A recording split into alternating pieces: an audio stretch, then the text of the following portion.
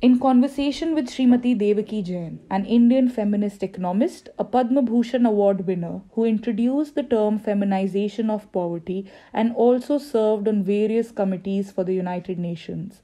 She is a nurturer of two sons and multiple books. Let's dive into her exhilarating world.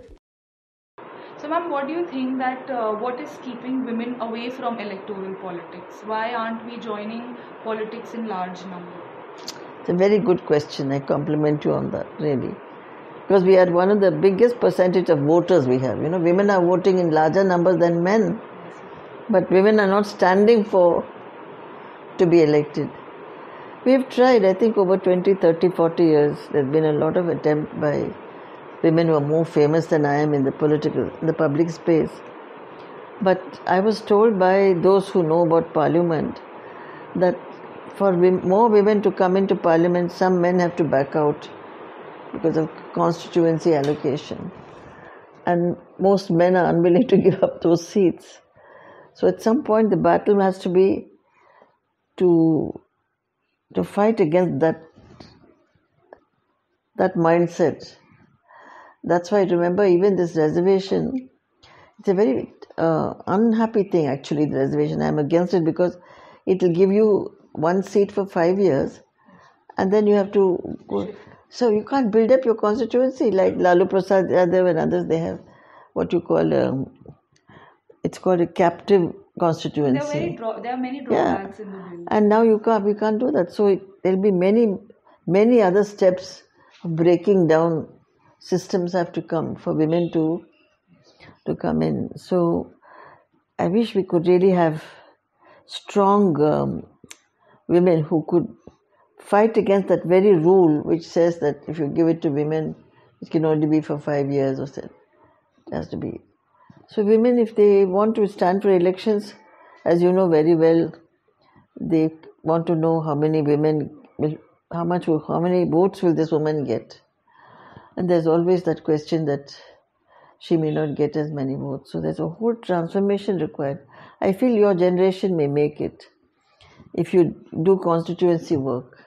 Yes, there are some women in India now, young women like you, who are getting deeply engaged in one issue in one constituency, so they don't need men to facilitate them. They'll fight just on the fact that they did something meaningful in that They have to work place. From the ground up. Yeah, so that's the it would really be good. And ma'am, like you have written so much about women leadership and you have represented India at United Nations multiple times. Ma'am, but what has kept you away from politics? Did you ever consider at any point in your life that you would want to join politics? No, it would have been wonderful. I now regret, to tell you the truth, that I didn't make a bid to be in Parliament, because I see that Parliament takes so many decisions for us, and the women, I must apologize. I said some very mean things about those women that we have, who are now in Parliament, whether it's Rajya Sabha or Lok Sabha.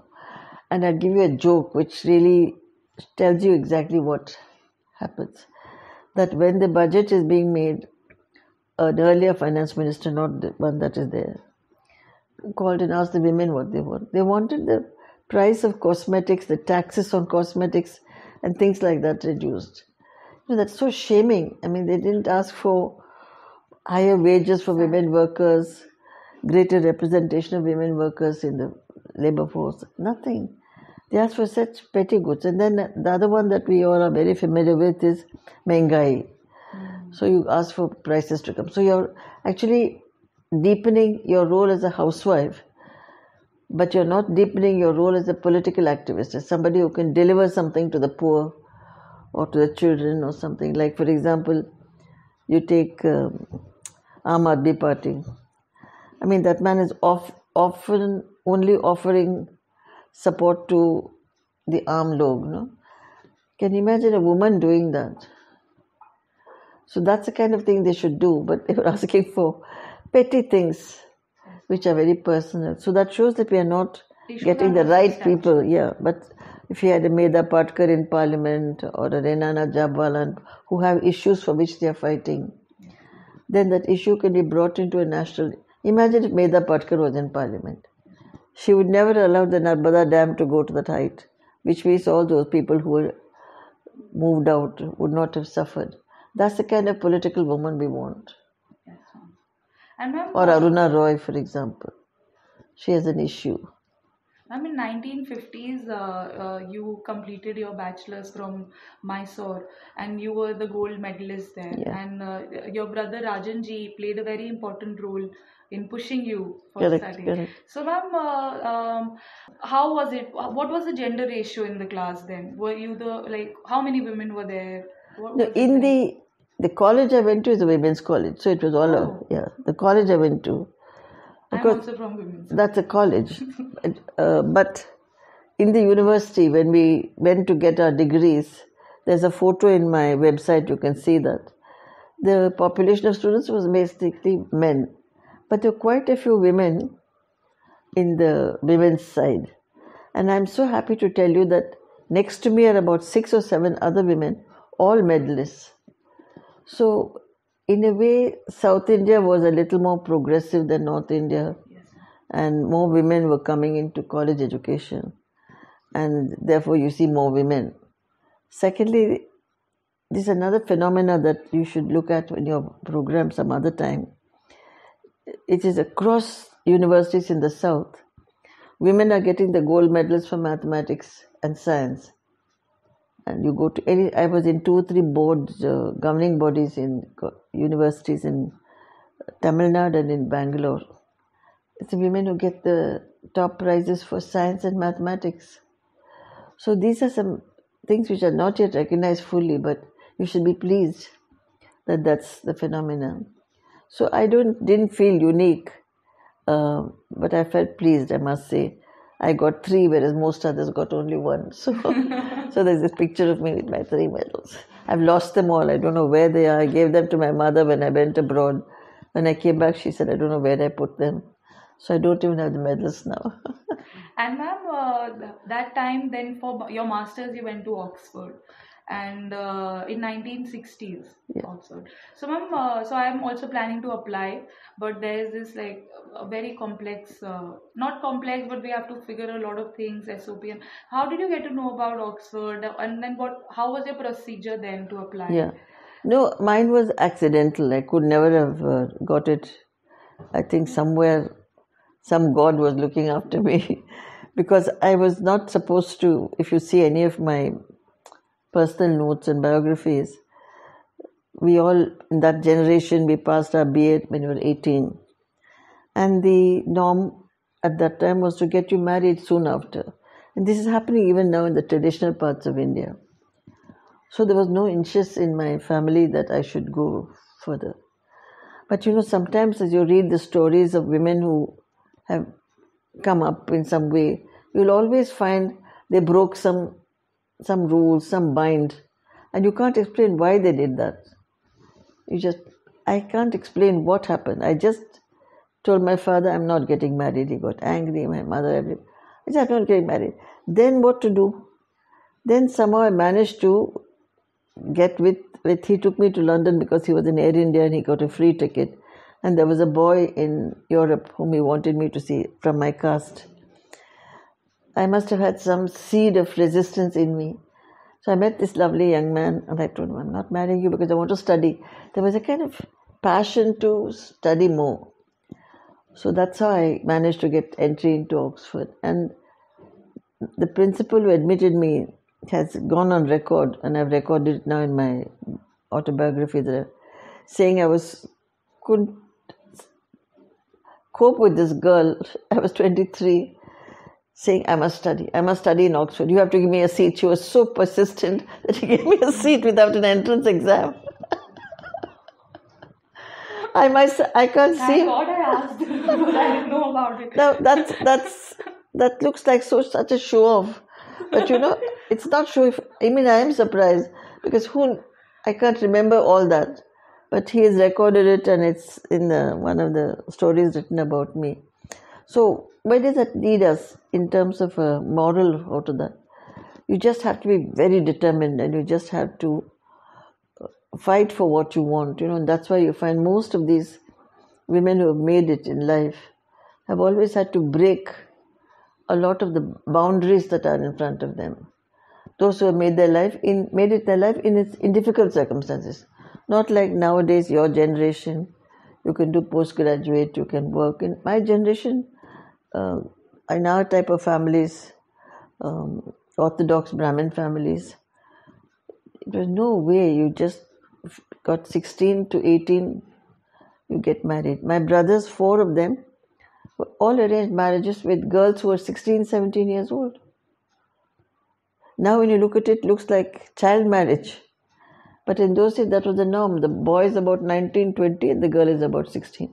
This happens now in rural India, in many parts of rural India. But urban India was like that. I don't think only in the south, I think all over.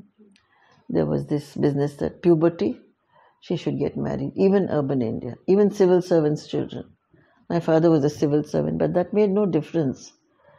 Because, and this is something that you must write about, you might have a father who is very liberal, but he may have a sister who is not. My buas were the terror in the family because my father used to be terrified of them. If the bua said something, it had to be done. And so they said, what is the matter? She's menstruated and you're still keeping her in the house. So my father, though he was a civil servant and very brilliant, felt he had done something sinful. So everybody had to get married between 16 and 18. And now when I see my sisters-in-law, most of them have died except one. I think poor things. They had no option. And I would have been just like that. But sometimes you find that somebody has a fight in her which makes her break her out of everything that's imposed upon her. And I think I had a fight in me. So then I just moved out. And now, after you do all that, you'll do that. If you do that, you'll find your parents and all those who asked you to not to do it will be applauding you. My father, I was his favorite after I broke all his rules. And so my sisters are so angry. He got us all married when he was 16, 17. You ran away and he loves you. Because they like their children to achieve, you see. So compared to, I was one of 7 children. And I was perhaps the greatest achiever, though my other brother, the civil servant, was brilliant. So the parents loved the achiever, but the achiever became an achiever because she broke the rules. And this is a problem of... and younger siblings also get to understand when something happens with the older ones. They just learn that, because they have an example in front of them that we may take another path. This was like they could have taken that, and we can do that. So you took the...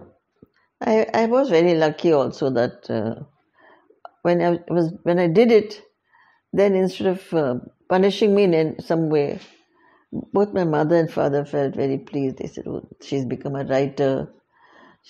Especially when my first book came. 1975. Yeah. So how was the experience of writing the first book? Did you think about it were you planning it for a few years and then you... No. It's a very, what is called accidental thing. There's a journal called The Seminar. Which is used to be published by a very famous couple at the time called Thapar. There was a man called Ramesh Thapar. You wouldn't have known him. He was in what is called Indira Gandhi's kitchen cabinet, that era. They were publishing a monthly journal called Seminar. You can look it up. It's an intellectual journal. Even now it's being continued by his daughter. So they wanted to publish one issue on women, and it had never been done. Mind you, as 75 came, and this is something that all of you should know, that until the United Nations announced a Women's Year, the International Women, most countries hadn't thought of women, women's or department, women program. Kuch bhi nahi tha. Then UN said, this is UN Women's Year. And it said that all governments must bring a report. So all governments scurried there. Because nobody wants to be told, tumne nahi laya. And the first conference was in Mexico, World Conference. So the government said, you must bring about a book. So the lady who was in charge of publications division, she had read an article of mine in Seminar. So she rang me up. She said, Devaki, we want a book. We want it within 1 year. Wow. And I said, I've never written a book in my life. She said, I think you have the brain to do it, you do it. She wanted me to write the whole book. But I didn't know anything about women. I was doing economics, I did public finance, I did social accounting, statistics. But the idea that there was a gender issue, that there's something about women that I have to pull out, never struck me. So then I had a lot of friends in university, people that you know, Ramila Thapar, Andre Bete. These were all academics at that time. So I went to each of them and did Salam Alaikum. I said, you write something. What to write? I said, you write like that. So they all wrote. And so the first book is a collection of essays rather than written by me. Of course, I wrote the introduction. So that's how we managed to write the book. And I learned. Once I did that, I realized that there was an issue called women. And the most stunning essay there, which has now become a very big issue in India, is the one on the demographic profile of women, which showed at that time that the sex ratio was declining over 50 years. So imagine you're progressing between 1900 and 1970 when this book was brought out. Number of women related to men was declining in India. It was such shocking news. So Ashish Bose wrote that.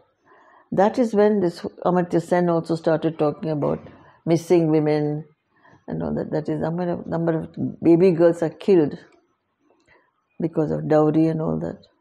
So then this whole action of sex selective abortion, female feticide, all those words came up at that time. But that book opened the door to that. And that book's not me, but the essay written by Professor Ashish Bose, who passed away 2 years ago. Nobody had thought at that time, till that time, that women are being killed off like that. The answer to your question is, I had many friends in the university. So to each I'd say, Veena Das, please write something. Andre Betel, you write something. Ramila, please write something. So I got them all to write. And ma'am, they say that you are the average of 5 people that you spend your time with. And you have had some great friends, like Grasa, Michael also. So how was it like the friendship between you guys? Like, what did you guys bond on, talked about, had the mutual things? You will find that also, and I'm sure, like you've come to me because you're interested in women and you're interested also in the gender differentiation between men and women. Same thing happens when you meet somebody who is also interested in your issue. Now, how do I meet such important people? Accident, like my husband became commissioner, but before that I met Gracha. There was a period in my life between 85 and 2005, and I feel inhibited to tell you this, but I became quite a personality in the UN world, in the big wide world. So if people are looking for a woman to put on a committee which is investigating, imagine child soldiers who came out of the war in Liberia, then we need a woman from the developing countries called Devaki Jain. So like that, on many eminent persons committees set up by the UN, I was drawn in, and I would go to those that I liked, not to everyone. So I met Gracha Machel as the chairperson of a committee that the UN had put up to look at how to rehabilitate child soldiers. And the child soldiers had come out of Liberia when that bad dictator they had took children and made them into soldiers. So when he was removed, the children who had been soldiers were left. And they became completely crazy because they were not used to being normal. So this committee was appointed for us to go and visit Liberia. We went to visited the camps where the children had been mutilated to write a report on how to rehabilitate them. So that is how you meet people. And you go to some other, like Nyerere, he called me to be in the South Commission. He didn't know about me, but I chance met him and told him about the Third World Network that I set up called Dawn. He was so impressed, he said, join my committee. So then, you begin to meet people. And ma'am, you traveled internationally, Yeah. nationally. How did you? They say that one of the major reasons that women don't take up work professionally or come into politics is because they are unable to manage the work life balance. So, was it tough for you at any point of time? Was it getting overwhelming? How did you handle it? It's a very good question you're asking. One of the suggestions I would make to you and to both of you. There was a woman who's, you may think, why is she going that side, going to Connaught Place when I want her to go to Vasant Vihar. Ma'am, I wanted to go to anywhere. So I'm going away just to help you to come to the answer to your question. There's a woman called Kamala Devi Chattopadhyay. Have you heard about her? Yes, ma'am. She was an icon for me. She, in the 1920s and 30s, she traveled by ship all over the world, influencing people like Chiang Kai-shek and Roosevelt and other big shots that they must also support India's struggle for freedom. In those days, nobody wore pants like I used to wear sari, only ship. So I asked myself, how did she do it? Just like you're asking me. One suitcase, one very traditional-looking South Indian woman, Hong Kong, Beijing, in the 1930s. So that is to tell you that people do it. And in my case, I was quite fearless. I had just no fear at all. From the beginning in my childhood, I'm not frightened. I don't know why I'm not frightened. So I've walked, I have traveled by boat, I've been alone in planes, in airports. And in a way, I feel that if you are really fearless, your enemy, that is the person who might hurt you, recognizes you as fearless, I think. So that's how I was able to travel so much alone. As a woman, as a young woman also, never felt scared. And ma'am, your relationship with Lakshmi is like a power couple relationship because he has also been a support to you and you have been a support to him. So ma'am, how do you suggest, like for young and strong women who really want to make a difference, how do they choose right partners? How did you make a decision? Yeah, that is a very good question. And it's absolutely in Allah's hands because you don't really go through what is called those marriage bureaus and check. That is one way you can do it. One way is to do it through those marriage networks. Then you ask height, weight, color, but or like traditionally, like my parents, they would have a chart. They would have the name of the boy, his gotra, his age, his color of his skin, how much he has studied. All of them. I'm sure that you must have heard about that. And mine is there. I found it, what my auntie had written about boys that they were looking for me. And finally they picked on one who was the smartest of them. So it was just like a cattle, except measures and so on. So that is I was also exposed to that. And I'm quite happy to tell you that for 2-3 of those times when my mother wanted me to go with her to the boys' house, I've done that also. Putting color, she'd put this, that she'd put this, and she'd say, put on the bit of jewelry. And we were like sheep, because if the mother tells you and your sister has done it, you do it too.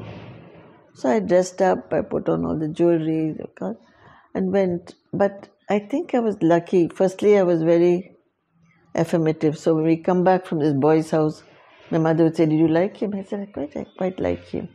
Will you marry him? No, but I don't want to get married. He may be handsome, he may be... You were not a sheep. I said, I don't want to get married. But how can you say you don't want to get married? My mother would say, I don't want to get married. What's wrong with it? I said, I want to study.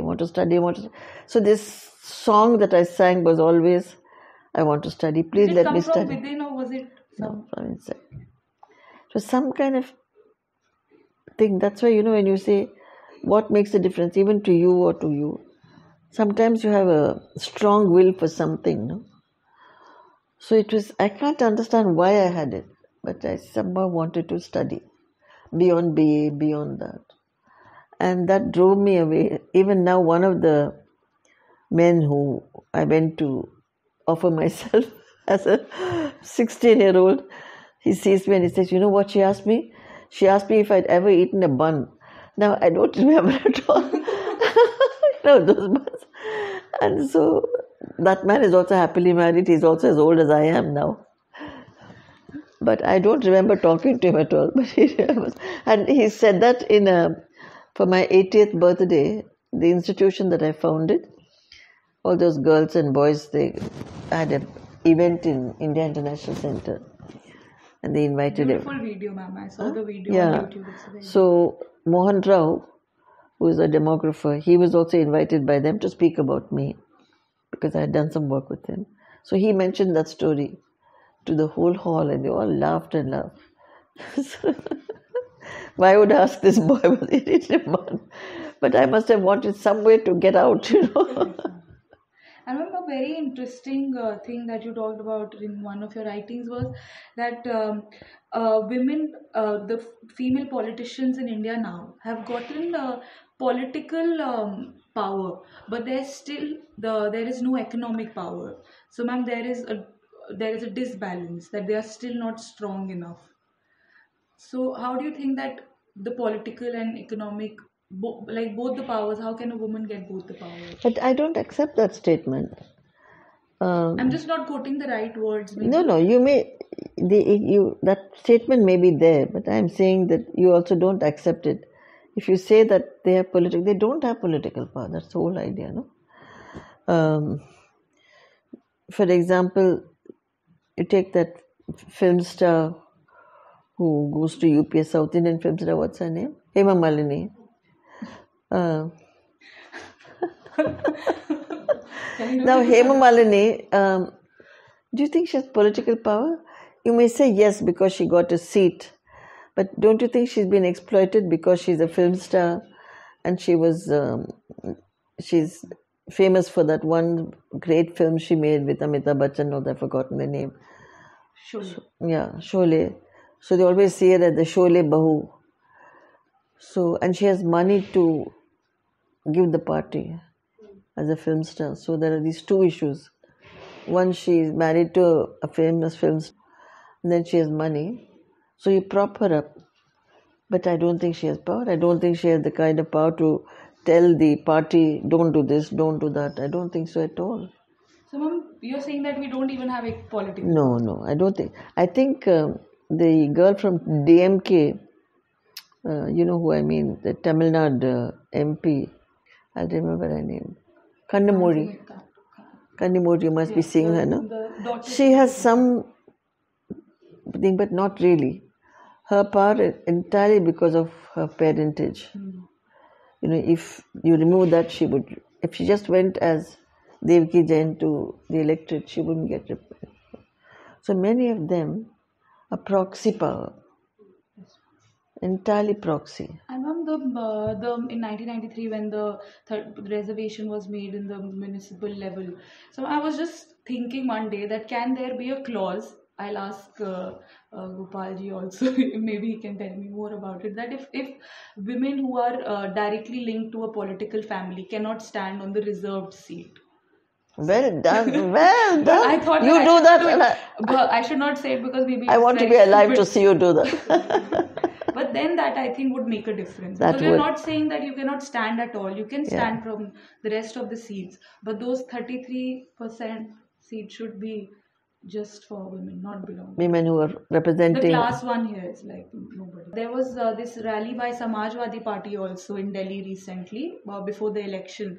And there the monarch said also, like the head of the party, he said that, why are you not letting her stand, and next time I want all the women to be in front. And I think they should do something, not like what they have done in the metro maybe, but there should be like the women should feel safe while attending these political party events.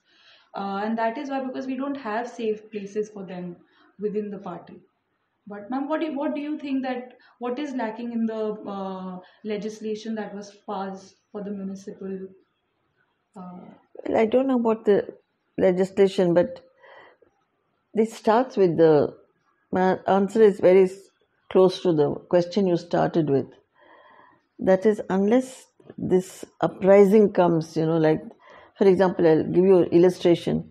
Don't you think that the Dalit movement has come up a lot? Don't you think that the Dalit issue is an issue that we can't hold away? It is an issue that has to be addressed at every point, at college, at university, at jobs, on the streets. So you cannot ignore that there is an issue here and that the Dalits require attention and require accommodation and require inclusion. And if a Dalit is hurt, it becomes politically sensational. We haven't reached that.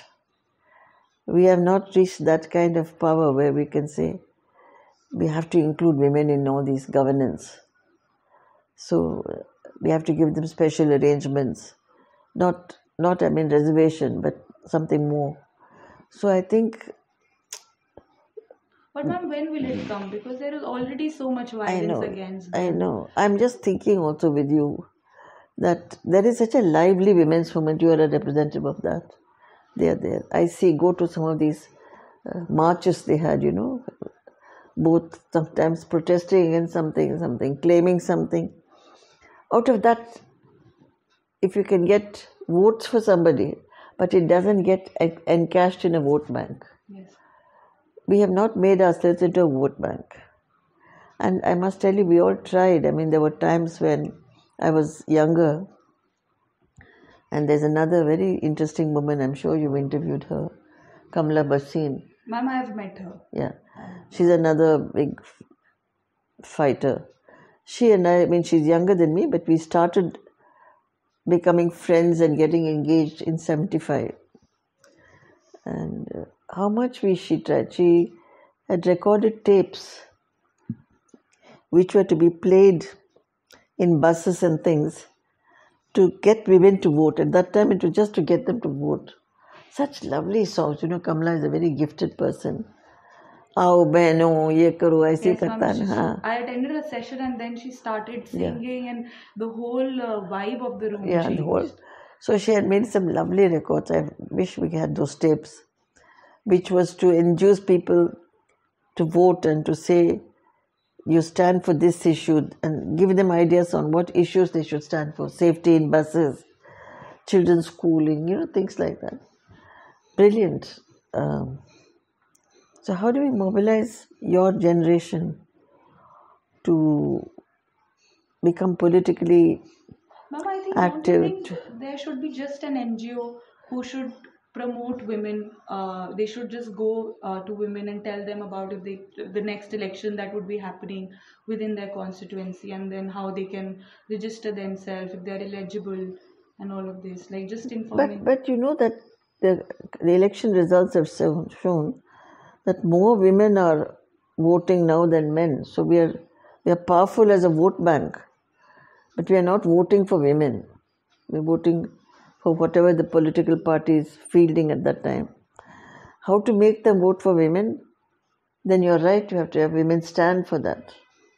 And then you have to show that that woman can get these votes. Then the party may say, इनका तो vote मिल जाएगा, इनको दे दो, something like that.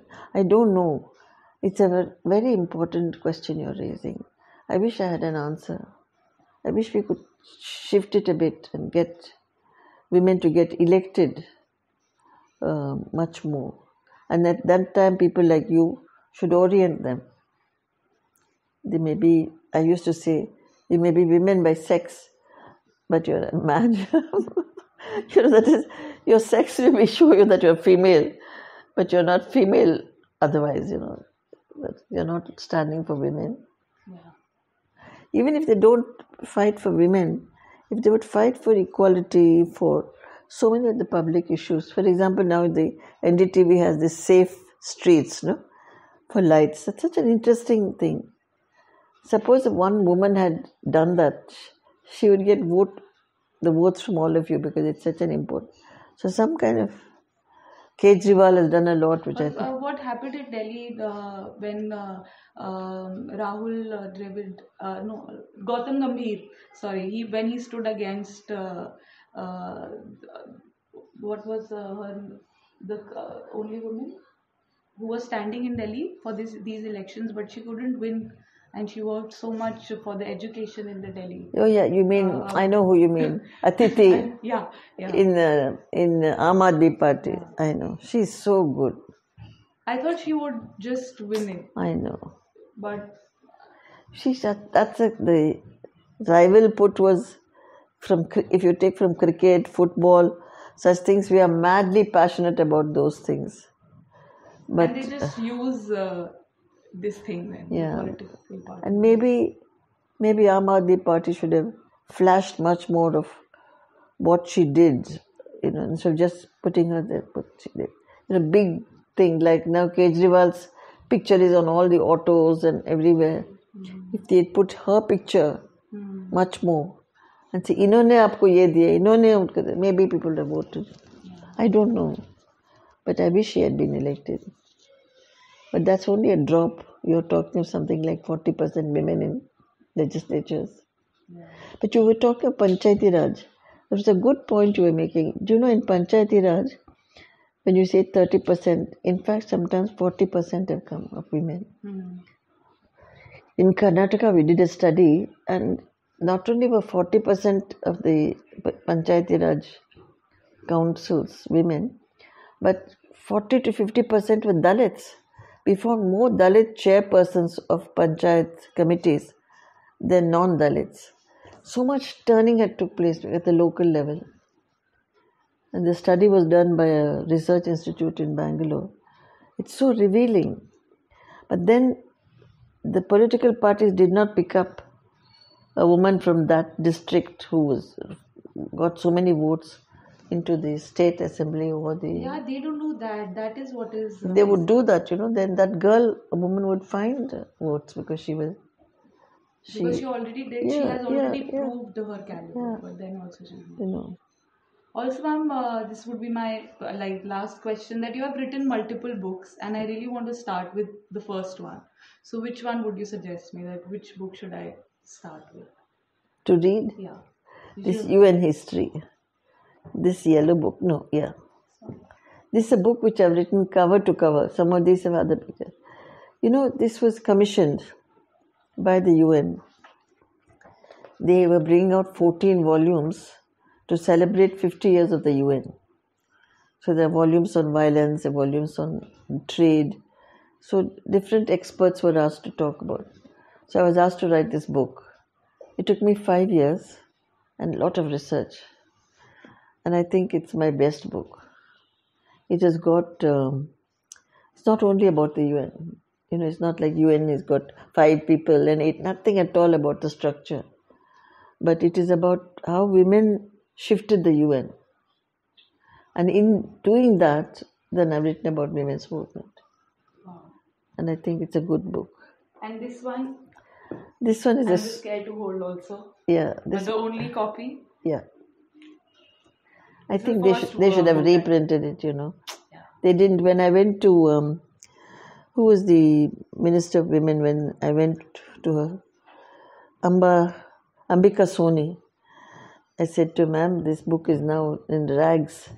She said, I'll ask him to do another book. And that's the book that she saw, but it's nothing like this one. Yeah. And this is 1975. Yeah. And Fakhruddin Ali Ahmed has signed it.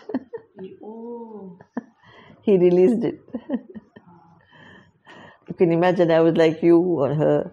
Never before in Rashtrapati Bhavan, never been in big places.